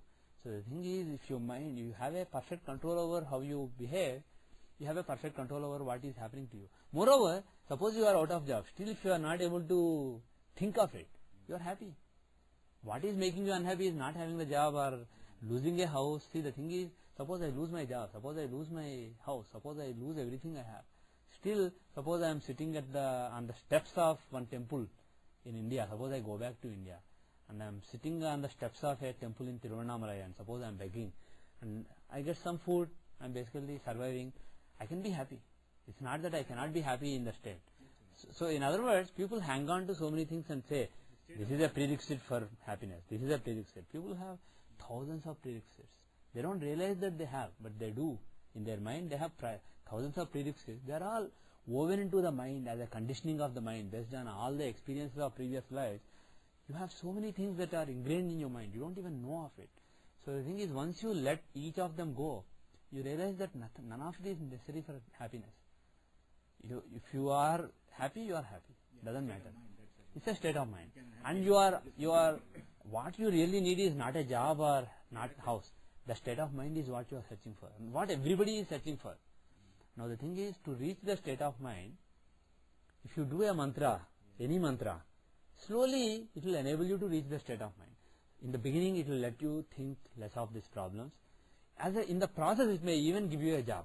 But I am saying that is secondary. That is not the main thing. It may give you a job. See, for example, I know somebody who left India, who was in US, who suddenly in a spurt of the moment he said, I'll go back to India. He went back to India, and it was good because he was around 40 years of age, he wasn't married. Once he went to India, he found a girl to get married to, he got married, and then suddenly he decided, I don't like India, I want to go back to US. So he resigned a nice job he had, he came to US, and he didn't have a job, and this economy is not really that conducive to getting a job, especially when you've been out of country for a long time, for a couple of years. You came back, and he didn't care. He said, okay, if I get a job, I'll get a job. Otherwise, I'll wait for a few months and I'll go back. So he was doing Chandi Homam every day. On 40th day, basically, before that he was doing Ganpati Homam, but once he came to US, he started doing Chandi Homam every day because he had enough time now. So 40th day, he got an offer. So he's going to join the job. So the thing is like that, sometimes when you do a homam or japam or meditation, home is with fire. That is another thing you can consider actually. Whatever state of mind you can achieve in 3 hours of meditation with any mantra, the same state of mind you can achieve if you spend like 40 minutes in front of fire. So you can actually consider doing a homam with Aditya Hridayam. But do you say that we should first get at least some, instead of starting home on day one? In my opinion, some people have this standard, you have to do 1 lakh japam before you do 10,000, like 1/10 homam they say. X is the count you do for japam and then 1/10 is the count you do for homam. There is a viewpoint, but the thing is, it's not really sanctioned by any scriptures, it's just a tradition. And my view is, they say that because whatever whatever vibrations you are able to create in your mind by doing meditation, a normal person, by doing meditation for a count of X, you can create the same vibration in the mind by doing 1/10 of X in front of fire. Because when you are doing japam, it is the fire that is inside you that is burning the impurities in your system. Whereas when you sit in front of a fire, there is a real fire. So you will see the difference when you actually sit in front of a fire and meditate. You don't even have to do a homam. If there is a big fire, somebody is doing homam, you sit in front of the fire and you meditate, you will see a difference compared to regular meditation. So there is power in the fire. Just like when you sit with me, you think astrology. When you suppose Sunil Gavaskar comes, your friend, you send a photo, I saw the photo by the way, I see your mail. I don't respond, but I see your mail. Suppose Sunil Gavaskar comes to you and you spend a day with him, you are thinking cricket. Your mind is on that wavelength. Suppose a politician comes that you know, you will be thinking politics. So like that, depending on who you are with, who is in the vicinity, you may not even see the person sometimes. There may be a person, a great saint in the next room. Without knowing, you may feel some good vibrations. So like that, depending on who you are next to, which vibrations are in the air, you will basically think along those lines. So when there is a fire, fire also has vibrations. The vibrations of fire are quite pure. It is called pavaka, the purifier. So when you are near those vibrations, it will actually create similar vibrations. It will strengthen similar vibrations in your mind. So I just create a fire and start saying the japa, that's all, or do you have to do? there is some minimum procedure. Okay. You can download the homam manuals from my website, vedicastrologer.org. Does it say how to prepare the fire also and all that? Yeah, it's a manual for the dummies. Okay. And you are not necessarily a dummy, but you can use, for example, there is a manual for Mars homam. You can use that as a template, and you can do for sun. I can guide you basically if you call me later. But you have to first download the Mars homam manual and go through it, and then I can guide you. But what I suggest is, before you start homam, for a few days, read Aditya Hridayam every day 3 hours for a few days. I'll have to buy a computer. My computer also. Do whatever you need to do and get a text of Aditya Hridayam, practice it so that you are fluent with the text. Yes. So to answer your question, in my opinion, you don't have to do japam at all. You can directly do homam. But exactly, fluency, to get the fluency, I will suggest basically, if somebody wants to do Chandi Home, I say read Chandi part for a few months or few weeks so that you are fluent with the text and then jump into it. But the 1/10 requirement, I don't accept it. You always need to have a priest to do these homams. I didn't know whether you had to do it yourself. Yeah. Now actually there are hundreds of people doing homam by themselves without any priest. There are now in the whole world. Mostly doing Ganapati homam, but doing different kinds of homam. There are, now the count is actually close to 1,000 people who are doing every day by themselves. It's very close to 1,000. So many people are doing, and it will help you. So what I suggest is, consider homam, but before that do. I'll just do this for a couple of months and then I'll start getting. Yes. My two other questions is major health problems, surgery, and then what is going to, I was hoping I'll get a job in the next month or so. Now 2 years without a job means what will happen to my house? See, the thing is, you are thinking too much about things that are not in your control. What will happen to your house? Well, if you don't get a job for too long, if you have to be bankrupt, you will be bankrupt. What can you do by thinking what will happen to my house? There's nothing you can do. The only thing you can do is go for interviews. Send your resume to as many places as you can. See, always you have to identify what is in your hands, what is not in your hands, and focus on what is in your hands. Do the best you can, and rest is not in your hands. By worrying, by thinking too much about the house, you are not going to rescue the house. So that is the essence of karma yoga. You basically. On the essence, on the contrary, he is going to develop depression, which is going to lead to his health problems. Exactly. So the thing is, by focusing on. I say this only to you people. I'm seeing a psychiatrist also now. Okay. See, the thing is, this is the problem with modern people, in the material world. What happens is, based on the previous karmas, you find yourself in certain situations.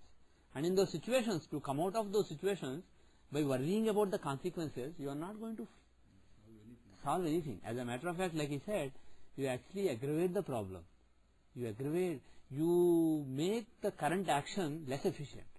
Your current action will be more efficient if you just focus on the current action. What can I do now? Is there anything in my hands? I'm talking like a past, being proactive, plan in such a way as to avoid that. That is the way I'm thinking. I understand. But the thing is, okay, be proactive. Look at what you can do. But as long as you find something that you can do it. But the thing is, if you say, I can do this, but unfortunately I can't do it, then don't think about it. What people, I'm not saying you, what people in general do is, they are thinking too much about things that are totally out of their control, and they are speculating. If this happens, this will happen. If this happens, this will happen. Okay, fine. But it hasn't happened. What is the point in thinking about it? It will only make you more depressed.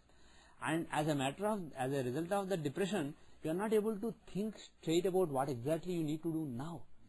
So the thing is, the ideal yogi, he will just focus on what he needs to do right now. What can I do right now? Is there anything in my hands? He will look at all his options, and he will, based on the best analysis that he can do, and the best intuition that he has access to, basically mixing the intuition as well as analysis, he will come up with the best possible action. Once he decides, he will do it and say, Krishnarpanam. Whatever happens as a result, not in my control. It's not really in your control. It's in God's control. So do the best you can and forget about the rest. And even after you do your best, suppose you lose. Suppose what you desired did not happen and you have to lose your home. Suppose you have to go out of the country. Suppose you have to lose something precious to you. Well, that is God's will. Go through with it. As a matter of fact, if that happens, you will have to go through with it. Whether you like it or not, it will be forced on you. So once it's forced on you, you can negotiate it. You can think about it. So why bother about it from now onwards? Why think too much? So what I suggest is focus on your current action. I know it's easier said than done. It is. What are the planetary moments? Planetary moments show what situations you find yourself in. How likely it is that you will find yourself out of the mess. They don't say whether you will actually find yourself out of mess. What you do is your free will. What you do right now, what you do today, what you do tomorrow, that is in your hands. That is not going to be predicted by any astrologer. Even getting a job also is in my hands. Whether you send a resume to a particular place or not, whether you, at the interview, exactly how you think and you do, every action is in your hands. But based on all the actions you did in previous lives, there are some restraints, there are some constraints. If it is unlikely that you will find a job, nobody may call you. If it is very difficult for you to find a job, even if you go and do well in the interview, something may happen and you may not get it. So things that are out of your hands are actually really, they were in your hands, but they were based on your action from maybe 100 years back or 2000 years back. So you are getting the result of it. So the thing is, whatever happens to you out of your control, what others are doing to you, and the situations you find yourself in is a result of what you did before. And what you do right now is completely in your hands. But remember one thing, what you do now will decide The future births.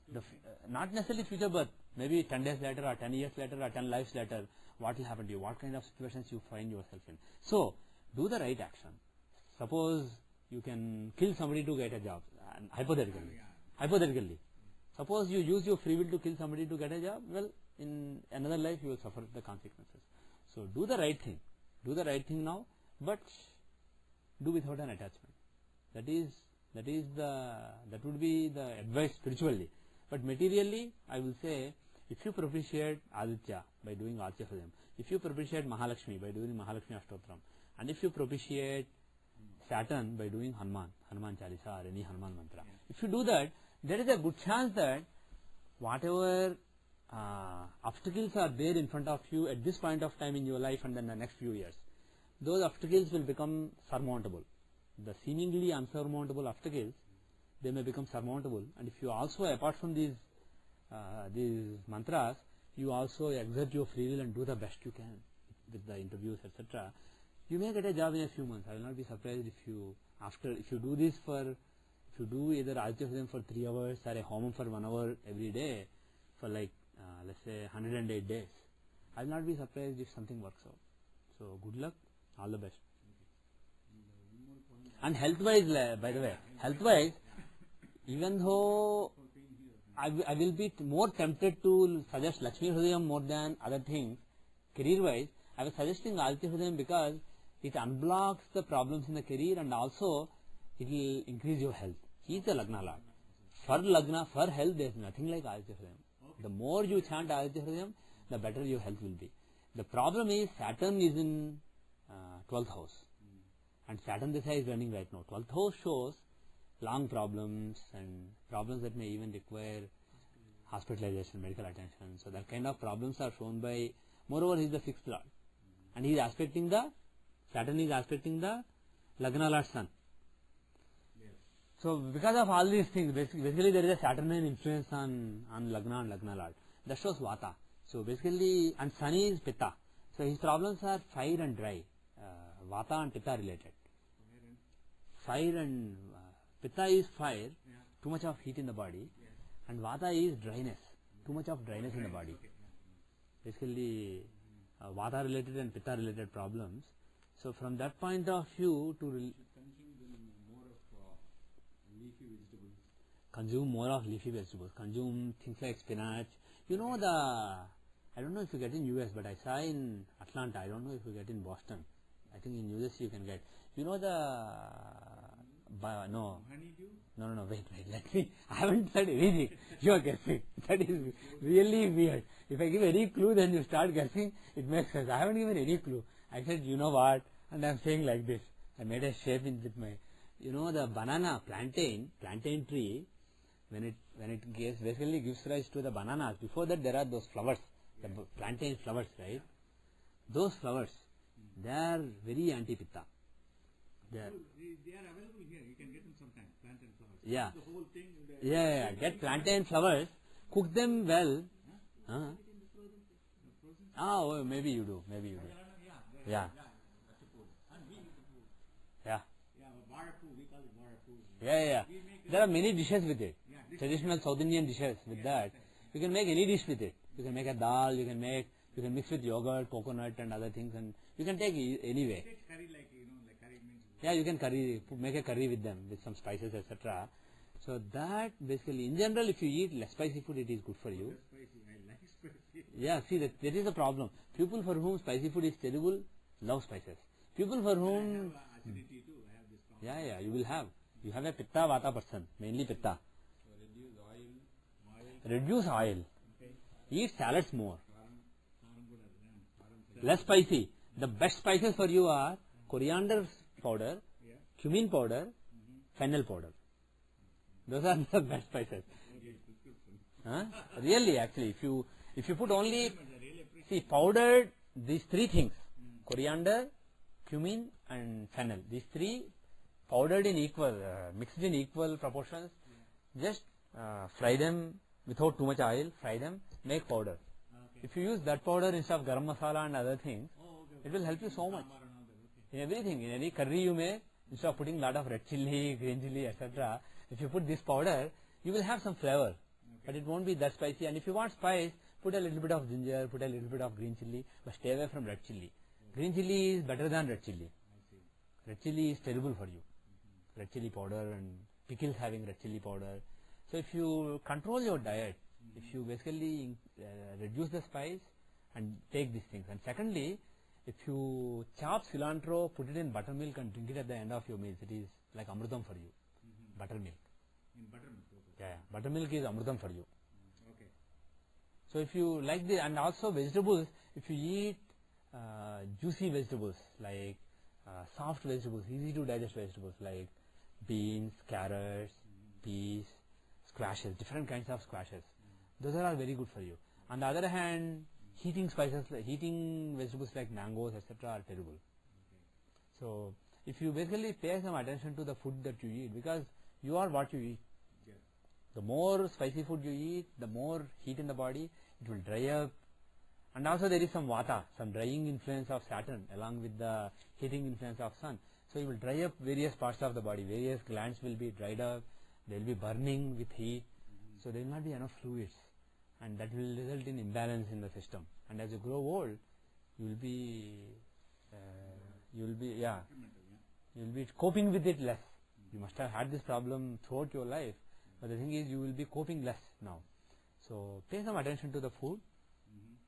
And in addition, if it is possible for you, if you take one amla every day in the morning, you know amla? Yeah, amla, yeah.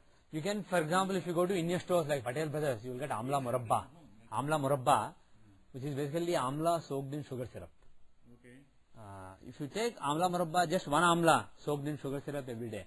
If you have raw Amla also, you can eat raw Amla, that's fine. It doesn't have to be Murabba, Amla Murabba, but Amla, the gooseberry, Yeah, gooseberry, yes. that fruit is like Amrutam for you.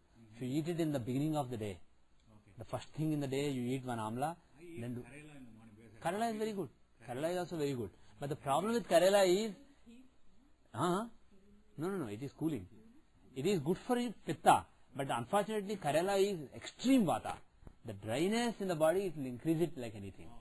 So the thing is, it is good, but it is also, the Saturn it will aggravate. Sun it will cool down, but Saturn it will aggravate.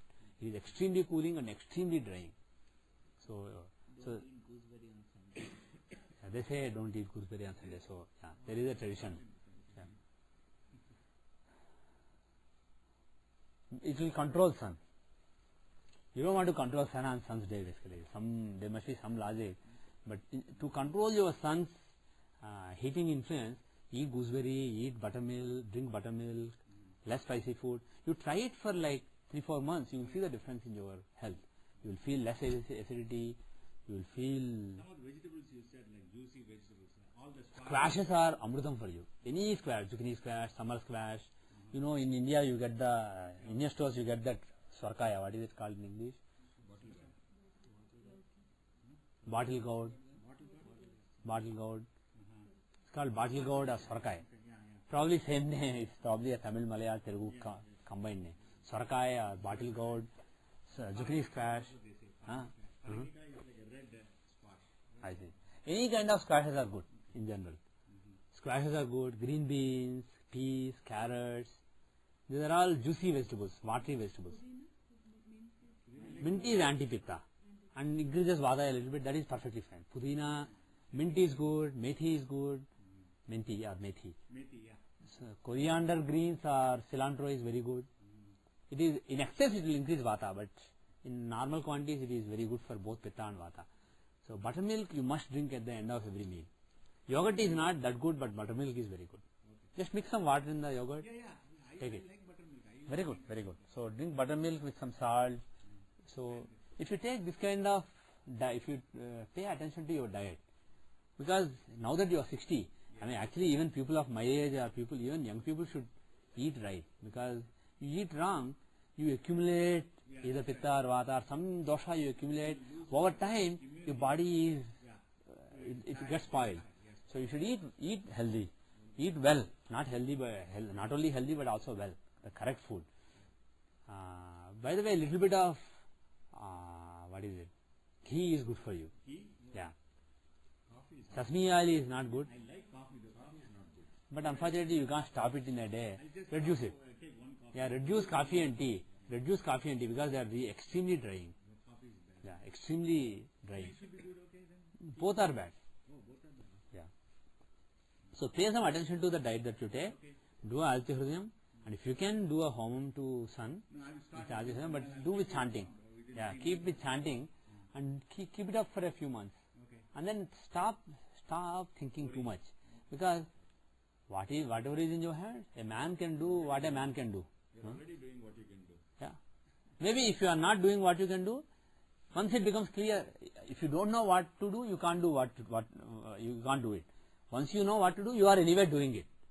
So why worry about things that you don't know or can't do? Whatever comes to your mind, if I do this will be good, do it. And then don't think too much about it. Just do it. But if you feel like doing something but you can't do it, then don't think about it, because you can't do it. Whatever your mind tells you should do, and you are in a position to do it. That is a simple algorithm. See, what can be simpler? It's a very simple algorithm. People just complicate things. Simple algorithm. Whatever is in your hand, whatever you think is the right action, and whatever you are in a position to do it. Simple algorithm. And whatever is your mind doesn't tell you to do, best is don't do it. And whatever your mind tells you to do but you can't do, well, anyway you can't do. So simple algorithm. Just stick to that algorithm, and to keep your mind from wandering on all these things, just focus it on God. 30 years ago somebody said, because of Rahu you'll be worrying throughout your life. He said, whatever whatever you do, you may a lot of money. But you See, Rahu can try to make you worry, but if you try to do some mantra, what can Rahu do? Eventually, you will be. Eventually, planets cannot do much.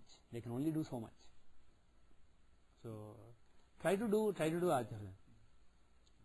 On this chart for Dashansa, is it Yeah. better to suggest looking for Saturnine aspect of the job which could get him faster? Will that work better? From his mind, if Saturn is transiting into the 10th, Yeah. his mind thinking in that aspect of Saturnine in jobs like testing or whatever. Saturn jobs are service jobs, right? Service-oriented things. Yeah. That's a good point. Saturn is the 6th lord. Saturn is the 6th lord, and his dasha is running right now based on Vimshati dasha. And his transiting is 10 Yeah. too. Yeah. So looking for some service-oriented jobs is fine. Right. Service-oriented profession only all his life. Okay. Yeah, that's because the second house is so strong. It has Saturn.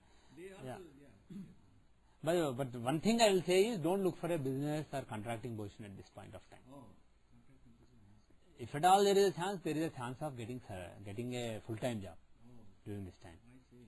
rather than a contract I or went a all contract jobs only. yeah. Those are not really time is not conducive to those at this point of time. In Moondasa there is a chance of those things, but not in the current period. So I don't really have any other things apart from it. But no major health problems, right? I don't see any. Actually, what do you guys think? Right now, Sandasha is going on. Sun doesn't show. Even if he goes for some surgery, no mishap as a result of it. Basically, Sun is recovering the health. He is the planet who shows recovering the health rather than spoiling the health. Whereas Rahu, Why would Sun even give surgery? He's in the 10th house. The Lagna Lord in 10th house. Why would he even think of surgery for? he won't see. He is in an inimical house, and this person is recovering from a Rahu Dasha. Rahu Dasha was running earlier. Rahu was in the 8th house.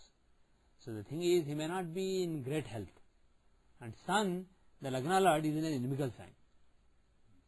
Sun is not really well placed. And moreover, there is a Parvatana between Mercury and Venus. So it is as though instead of Mercury, it is Venus there. So it is as though Sun is in Venus house with Venus. So he is not really that conducive. And if you look at the Shashtamsha, Sun is with Rahu Ketu. So the Lagna Lord of Rashi chart is afflicted by Rahu Ketu in the Shashtamsha. So there is some affliction. But the thing is, despite the affliction, being the Lagna Lord of Rashi, he won't basically spoil the health beyond some limits. He will do his best to keep him healthy. So things will be under some limits. And if it's crossing the limits, Sun will do something to pull it back. So doing the Sandasya, even if there is a surgery, it will not result in any mishap. As a result of the surgery, things will be fine only. So I am not really that concerned about the health, but like I said, I expect strong Pitta Vata related problems. So strong Pitta problems. Too much of heat in the body. Too much of heat in the body, in the mind, everywhere. A lot of acidity, I mean burning. Yeah. Actually, Yeah. You can feel burning sensation in the brain, in the stomach, everywhere. Even mind. Moon is in Sagittarius. Yeah. See, Lagna is Leo. Moon is in Sagittarius. Both are fiery signs. So, and Lagna Lord Sun is with Mars. And Mars is aspecting Moon. So, various factors. If you study this chart a little carefully, you will see there is some Vata, but mostly this is a Pitta chart. So, too much fire, too much of Pitta, too much fire that basically burns down everything. Now, another thing is, if you are open to trying Ayurvedic herbs, there is something called Setavari. That is like Amruta for you. Setavari. Setavari is basically asparagus root. Asparagus root, powdered, dried and powdered. Is it available? It should be available. It may be available in some Indian stores like Patel Brothers. Yeah. Banjanbotanicals.com basically sells it in bulk, like 1 kg, 1 pound, like that, half pound, like that. Banjanbotanicals.com. That is a good herb for you. I see. Actually, Brahmi, Bhrangraj, Shatavari, there are several herbs that are good for you. But if you just start with Shatavari, just take some Shatavari powder, like quarter spoon, half spoon, maximum 1 spoon. Take half spoon of it, mix it in milk and put sugar, just drink it. It doesn't have a taste. It's not bitter or anything. Maybe a little astringent. It's not really bad tasting. So take the Shatavari milk, take a amla, then take Shatavari milk every day. If you do that for a few months, it will basically reduce your pitta like anything. And but the thing is, if you are doing that and also eating avgaya every day, it won't help you.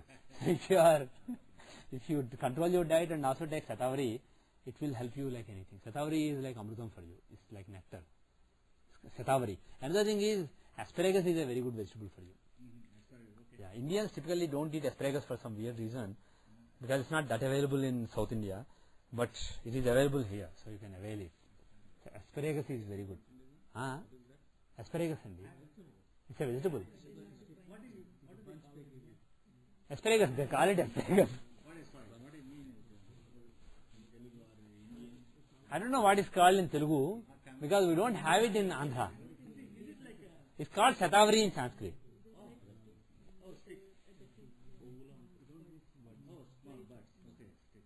Yeah, it's like green sticks, cylindrical things. At the end there is flowery thing which is also green. It is very sticky, it is very watery. When you cook it, basically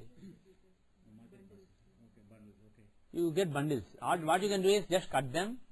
At the bottom, basically it may be too what do you say? No, yeah, too hard, too fibery. So maybe cut off the bottom quarter inch or whatever, how much ever, based on how young it looks, and then just chop it off. You can steam it and you can eat it. You can, if you are cooking rice, you can actually put it in the rice. It will be steamed along with the rice, and you can eat it. That is one way. Another is you can stir fry it and eat it.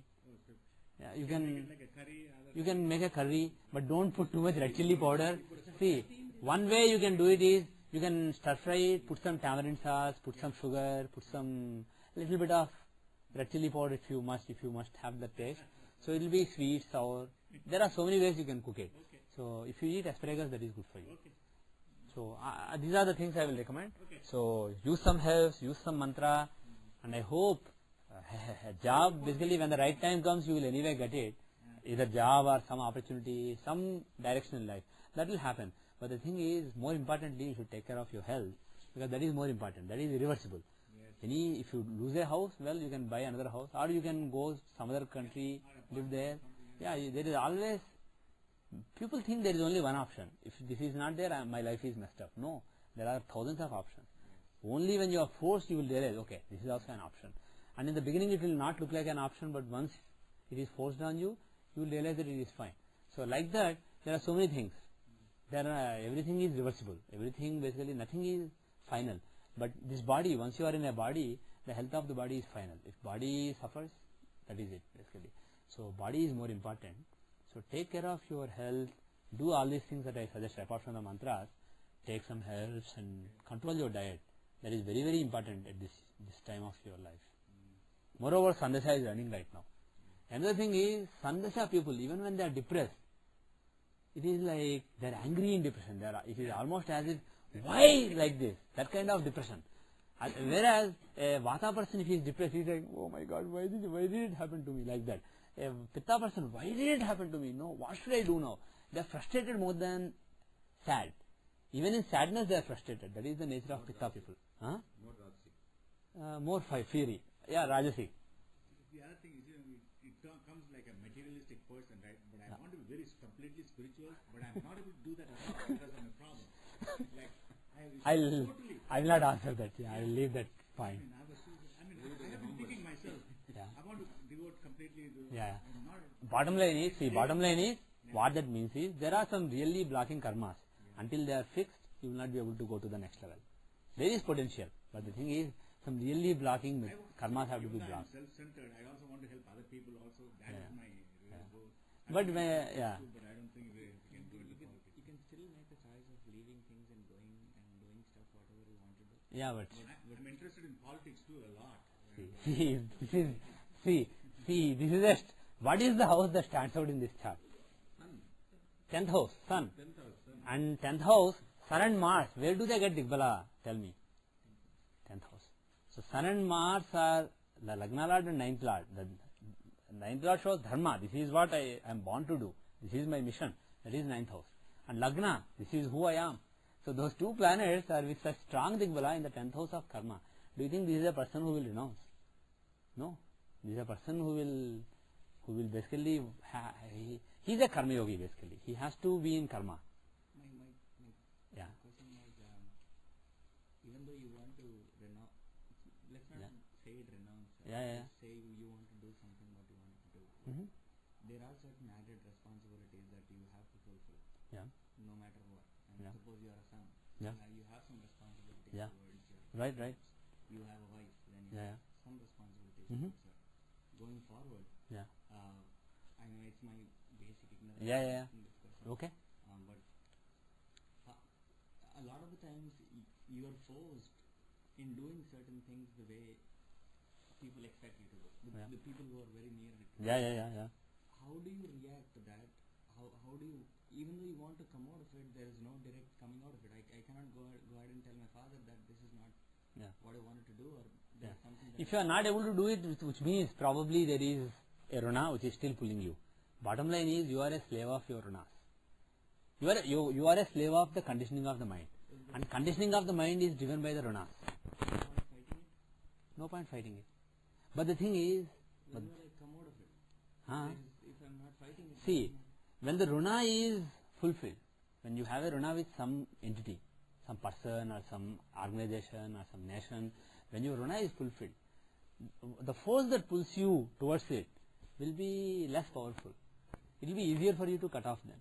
The thing is, if you are unable to cut off something, there is a good chance that the runa is very strong. Secondly, even when there is no strong runa, people hang on to things because they have expectations from somebody. Sometimes one person may think, I am doing this because that person expects me to do. But the thing is, it may be driven by your own ego at the end. Basically, you may think, I am not saying you, somebody may think, if I don't do like this in this particular situation, people will think I am bad.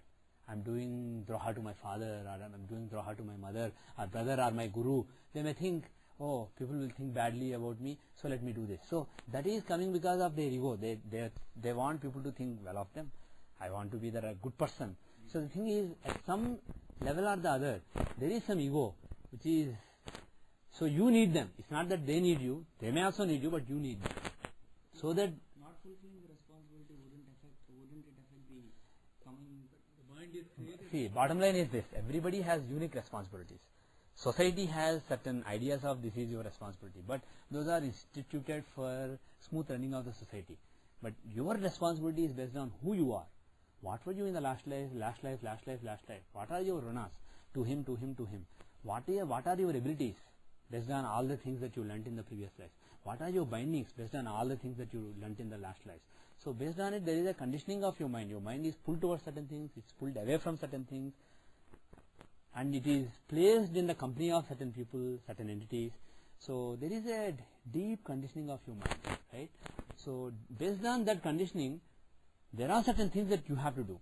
Without doing them, you will not get moksha. But what is it? It is very difficult to know. Sri Krishna says, Swadharma, he says, in Swadharma, nidhasreya, pardharmo bhayava, he says. Doing somebody else's dharma is dangerous. You have to do your dharma. While doing your dharma, even if you die, it is valid. People interpret it to mean that Swadharma means your caste dharma. They basically make Brahmana should do Brahmana things, Kshatriya. That is nonsense. Because Vishwamitra was a Kshatriya, but he did Brahmana dharma.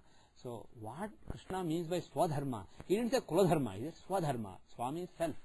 So he's saying self dharma, the duty of self. What is your duty? What is his duty? Each is different. If there are billion people in the world, there are billions Swadharmas. So Swadharma is a unique concept. And how do you know it? The problem with it is you don't know it. And it is designed in such a way that you don't know it, because if you know it, you do exactly what you need to do and you go away. You get moksha. So the nature is designed in such a way that it is difficult to find Swadharma. So what you do is, you feel like you need to do. Based on your conditioning, you feel like you need to do, you do it. But the thing is, while doing it, you bring new attachments. You have expectations. You expect people to do something back to you. So again, you are getting stuck more and more. Basically, you are entangled by threats to various people. While trying to unentangle, you are creating new entanglements. This is how the world is. And how do you get out of it? Well, do sadhana, and whatever you are doing, do whatever you feel like doing, whatever you think is your right dharma. It may be wrong, but still do it. If your brain tells you do it, but don't think too much. At the end, say Krishnarpanam. Don't even think about it. Once you say Krishnarpanam, you are not thinking, why did I do like that? Why did that happen? Don't think. Learn to, once you do the action, giving up the result to the God, learn that art. Once you master that art, once you basically, then what will happen is, there will be some purity in your consciousness. As you become a little purer, your Swadharma will become a little clearer to you. Basically, what your instincts are telling you now may or may not be Swadharma. But if you are really pure, whatever your instincts are guiding you to do, that will be your Swadharma. So the only way to know Swadharma is to do sadhana. Do sadhana, do more sadhana, do even more sadhana. Meditation? Anything that basically, see, sadhana, what is sadhana? What is sadhana? It is that which enables you to realize self, to let ego drop a little bit. When somebody says something bad to you, you feel hurt. When somebody praises you, you feel good. As long as that is happening, when something that good happens to you, you feel proud. When something bad happens to you, you feel sad. As long as that is happening to you, you are not pure. You are pure, perfectly pure, when no matter what is happening, you are in the same state. You are happy always.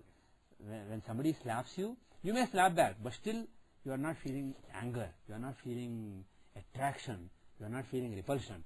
If you reach that state, then you are pure. The goal of sadhana, whether it's japam or homam, or just reading scriptures and thinking, what is God, what is life, that is also sadhana. There are different kinds of sadhana. Whatever sadhana you do, the goal of sadhana is to get the state. So if you are making some progress compared to 10 years back, suppose when somebody praises you, you don't feel as proud. When somebody criticizes you, you don't feel as angry. Then you are making some progress.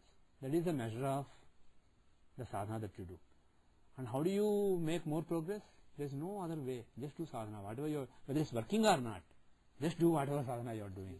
It will work at your pace. Huh? It's basically overcoming the Shadvipus over a period of time. Overcoming the Shadvipus over a period of time, it will take, depending on the blockages that you have, the speed will depend on the person. One person may make progress. If he spends, for example, if he spends 3 hours, one person spends 3 hours every day meditating with a particular mantra, after 1 year, he may become perfectly pure. He may become realized. Another person, he may have to spend 10 lives like that to realize. But bottom line is, everybody will make progress. The amount of the progress may change. But if you spend an amount of time like 3 hours, because it's a good fraction of your time. See, your mind is active 15 hours of the day or 16 hours of the day, your mind is actively thinking of something. Very actively thinking of various things. Out of the time, if 3 hours is basically spending only maybe 80% of his energy thinking about things and 20% in some mantra, thinking of God, that will definitely help you to make some progress. Is there any point in sadhana when you feel like you've come to the same place once again? No, there is still a point. You may feel like you have come to the same place, but you may be in a better position than before. See, even great saints, when they do sadhana, when they did sadhana in the early stages, they would actually, after a while, they would feel like, oh, I'm still bitten by the same enemy. But the thing is, maybe the frequency at which kama, krodha, lobha, etc. will bite you, maybe is coming less. Maybe their control over you is slackening a little bit, but you don't realize it because they are still bothering you. In other words, you are in a room with an enemy. Somebody kidnapped you and he is sitting in front of you and he is holding gun at you. Okay? But 10 days later, he may be holding gun at you, but he may be thinking, why am I doing it? Maybe I should let him go. But from your point of view, it may still seem like he is holding gun at you. But he may be close to actually letting you go. You may not know it. So the thing is, when you do sadhana, how much progress you have made, there isn't any meter. But the thing is, once you make some progress, there will be some internal transformation. The goal of sadhana is internal transformation. How many hours you spent, exactly what mantra you did, how powerful the mantra is, those are all not measures of how much of a sadhaka you are. Also, if you are looking at it after 10 days after some sadhana, then you are looking at it possibly at a different angle than what you are looking at it 10 days before. It is possible, yes. Exactly, that's a good point. The standard at which you are judging yourself may be different. It may be evolving with time. But the thing is, I can guarantee you one thing. Any sadhana, no effort is wasted. If you spend 3 hours every day or 2 hours every day doing one mantra, thinking of one God and thinking, I want to overcome my weaknesses. Still, at the end of it, you will have your weaknesses. When you see somebody, you feel like slapping. When you see something, you feel like, oh, I love this, I need to have it. You will still have those kama, krodha, lobha, etc. But you will definitely make progress. No effort is wasted. Whether you see the result for yourself or not, no effort is wasted. So, take my word for it, put in your effort. Nothing is wasted. Everything is for a purpose. So, and that is the only thing in your hand. This free will, the purpose of free will is to do sadhana. So, do all the things that I told you. Hopefully, I hope that in another 6 months, you will hear some good news from you and you will be in a good frame of mind. So, all the best session. So, with that I will end the class today. Om Sarvam Sri Krishna Arpanamastu. Om Loka Samasta Sukhino Bhavantu. Sarve Dharmika Jana Sukhino Bhavantu. Yavad Bhumandale Sanatana Dharmo Vardhatu Visheshata Bhartakhande. Om Shanti Shanti